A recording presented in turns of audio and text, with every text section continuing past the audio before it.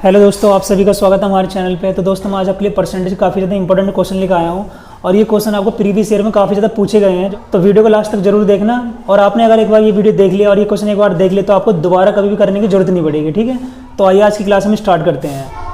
देखिए, पहला क्वेश्चन ये है, यदि ए की आय का 10% बराबर है बी की आय का 15% बराबर है सी की आय का 20%। ठीक है, यदि उनकी कुल आय कितनी 7800 हो तो बी की आय होगी। ठीक है, तो क्या दिया, पहले हम क्या करेंगे, इन किसकी फ्रैक्शनल वैल्यू लिखेंगे। 10% की फ्रैक्शनल वैल्यू कितनी होगी 1/10।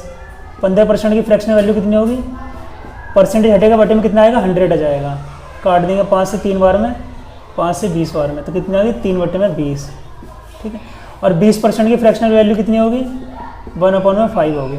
ठीक है, तो क्वेश्चन में दिया है ए की आय का 10%।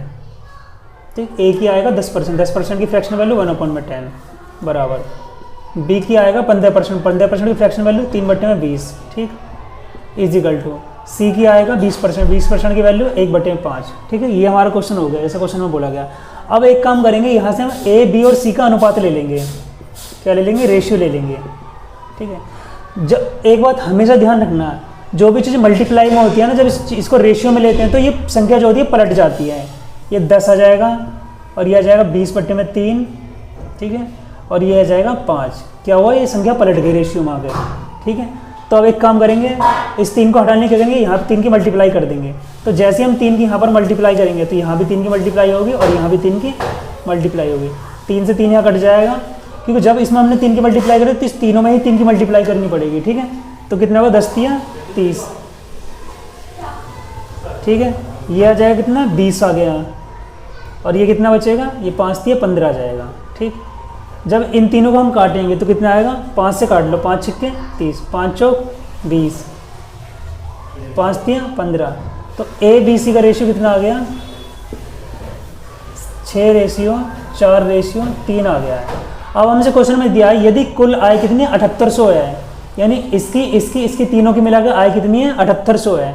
तो जब हम तीनों रेशियो को जोड़ेंगे तो कितना आएगा, 6, 4, 10 और 3 13 रेशियो की वैल्यू कितनी दे रखी है 7800।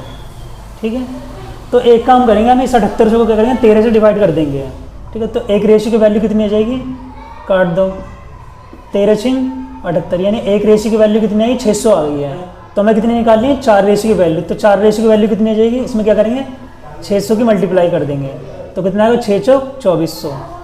तो बी की आय कितनी आ गई 2400, ये हमारा आंसर हो गया। ठीक, देखिए अगला क्वेश्चन हमें ये दिया है, पहले वाले की तरह ही है। यदि ए का 20% बराबर है बी का 30% बराबर है सी का 1/6। ये परसेंट में नहीं दिया, फ्रैक्शन में दिया डायरेक्ट।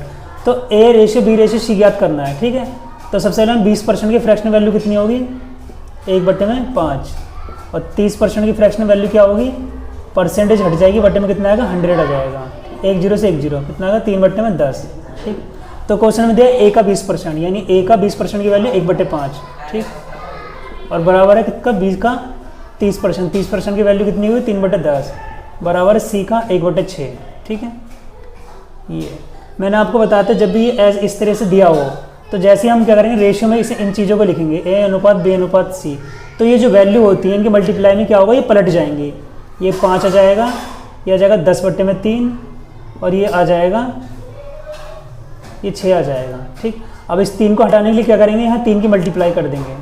जब 3 की यहाँ मल्टीप्लाई करेंगे 3 की इसमें मल्टीप्लाई करेंगे और 3 की इसमें मल्टीप्लाई करेंगे, यहाँ 3 से 3 कट जाएगा। ठीक, तो ये कितना आएगा 3×5 15, और ये बचेगा 10, और ये बच जाएगा 6 तिया 18। तो A ratio B ratio C कितना आ जाएगा 15:10:18। ये हमारा क्या होगा, आंसर हो जाएगा। ठीक, देखिए अगला क्वेश्चन ये है, एक परीक्षा में 52% विद्यार्थी अंग्रेजी में अनुत्तीर्ण हुए, 42% गणित में अनुत्तीर्ण हुए। तदनुसार यदि दोनों विषय में 17% अनुत्तीर्ण रहे तो उन दोनों विषय में उत्तीर्ण विद्यार्थियों का प्रतिशत है। ठीक है, तो अंग्रेजी में कितने अनुत्तीर्ण हुए 52%। ठीक है, और मैथ में कितने अनुत्तीर्ण हुए 42%, और उन दोनों विषय में यानी दोनों विषयों में कितने अनुत्तीर्ण रहे 17%। एक बात हमेशा ध्यान रखना, अगर यहाँ भी हमारे क्या फेल वाले विद्यार्थी हैं, यहाँ भी फेल वाले विद्यार्थी हैं, तो इन दोनों में भी फेल वाले विद्यार्थी होने चाहिए दोनों में। ठीक है, ऐसा मैं क्यों बता रहा हूँ आपको आने वाले क्वेश्चन में पता चल जाएगा। ठीक है, तो पूछ रहा है कि यदि दोनों विषयों में अनुत्तीर्ण 17% अनुत्तीर्ण रहे तो उन दोनों विषयों में उत्तीर्ण विद्यार्थियों का प्रतिशत कितना है। पहले हमें ये पता चलना चाहिए कि उन दोनों विषयों में अनुत्तीर्ण विद्यार्थी कितने हैं। ठीक है, तो एक काम करेंगे, इन दोनों को जोड़ देंगे। ठीक है, 42% ये जोड़ दिया, 42% इंग्लिश में फेल हुए, 52%, और 42% किस में फेल हुए, मैथ में। तो टोटल कितने फेल हो गए, 2 और 2 4 और 5 और 4 9, 94% आया। पर एक बात ध्यान रखना, ये 17% क्या हो, इसमें कॉमन है, ये 17% इन दोनों में कॉमन, क्योंकि 17% क्या हुआ, इन दोनों में फेल हुए हैं। ठीक है, तो क्या करेंगे, 17% इसमें से हम घटा देंगे।